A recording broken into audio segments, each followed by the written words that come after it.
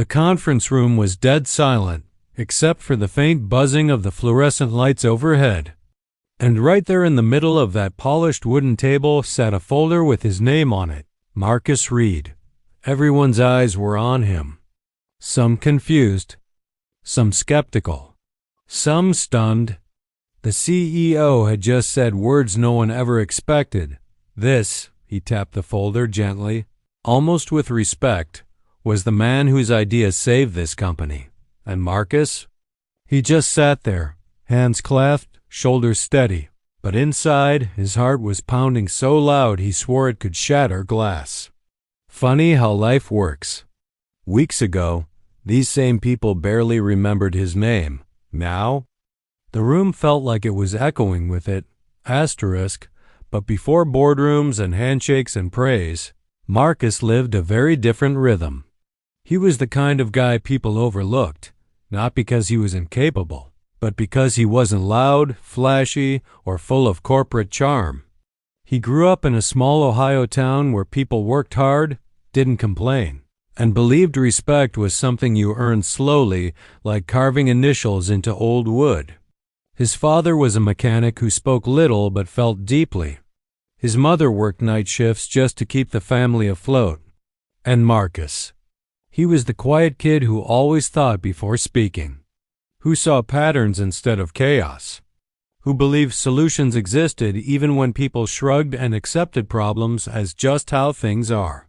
But quiet kids in loud environments?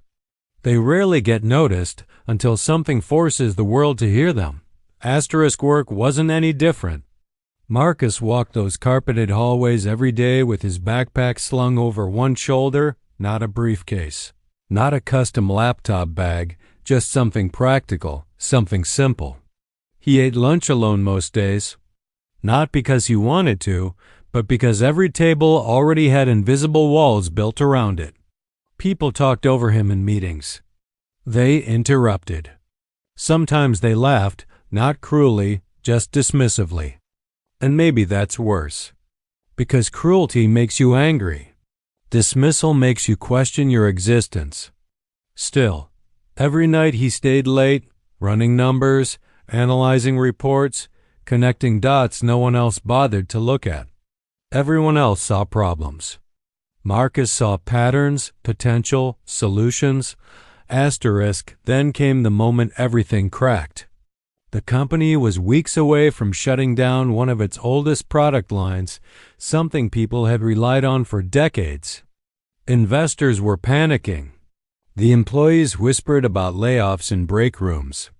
Leadership blamed the recession, the competition, the market, anything but themselves. And Marcus? He had spent 3 months quietly studying the issue, building a plan, testing a strategy. He finally gathered the courage to present it in a meeting. His voice trembled at first, but the more he explained, the steadier he became. When he finished, there was a long pause. Then someone chuckled under their breath. One executive leaned back with a smirk and said, "Marcus, that's adorable. But leave the big ideas to people who understand business." That moment broke something inside him. Not his confidence, no, his patience. He packed his things early that day and walked out into the cold parking lot. His breath was visible in the air as he sat in his car wondering why he tried so hard in a world that only respected those who spoke loudly, not those who thought deeply. And as if fate wanted to twist the knife, his phone buzzed with a message from someone at work. He really thought he had the answer. He stared at it for a long time. Not angry. Just tired. People love to make fun of what they don't understand. But life has a funny way of turning the overlooked into the necessary. A week later, the company hit a crisis even worse than expected. The numbers were tanking so fast investors were threatening to pull out entirely. Meetings turned chaotic. People who once laughed now looked pale and scared. And while panic spread, someone, no one remembers who, whispered, "Didn't Marcus have a plan for this?" Suddenly everyone wanted the thing they once mocked. The next morning the CFO walked into the quiet corner where Marcus worked and said the words that stunned him. "We need your help." Not want, not consider, need. And Marcus wasn't vengeful. He didn't ask for apologies or recognition. He simply opened his laptop and said, "Okay, let's fix this." When he walked into the main briefing room, the energy shifted. People expected uncertainty. Instead, Marcus walked in with clarity, calmness, and an understanding bigger than anyone expected. He explained strategy, how the problem wasn't in the product, but in the outdated structure around it. How the company didn't need to abandon its heritage, but evolve it. His voice wasn't shaky this time. It carried weight, not because he forced confidence, but because truth carries its own gravity. Weeks passed. His plan worked. Numbers climbed, slowly at first, then rapidly. The investors stopped threatening. The late-night emails turned into, "We may really pull through this." And the whispers? They were no longer mocking. They were reverent.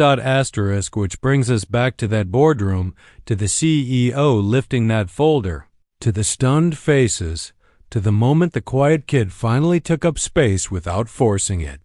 After the meeting, while handshakes and congratulations surrounded him, one of the same executives who once laughed approached with a softer voice. "Marcus, I misjudged you." Marcus looked at him, not with anger, not with pride, just honesty. "Most people do," he said. Then he smiled gently. "But that's okay. I wasn't doing this to be seen. I was doing it because it needed to be done." And later, when Marcus walked into the lobby to leave, something strange happened. The receptionist, someone who saw everyone but spoke to few, stood up quietly and said, "People underestimate the quiet ones. Until the quiet ones change everything." Marcus paused, nodded, and replied softly, "Maybe that's the point." So if you ever feel invisible, overlooked, like someone the world has already decided is not enough, remember this. Sometimes the ones they ignore are the ones they're silently depending on. Sometimes the person they call useless becomes the name that echoes long after everyone else stops talking. And maybe, just maybe, your chapter of being underestimated is not rejection. It's preparation for the moment the world finally realizes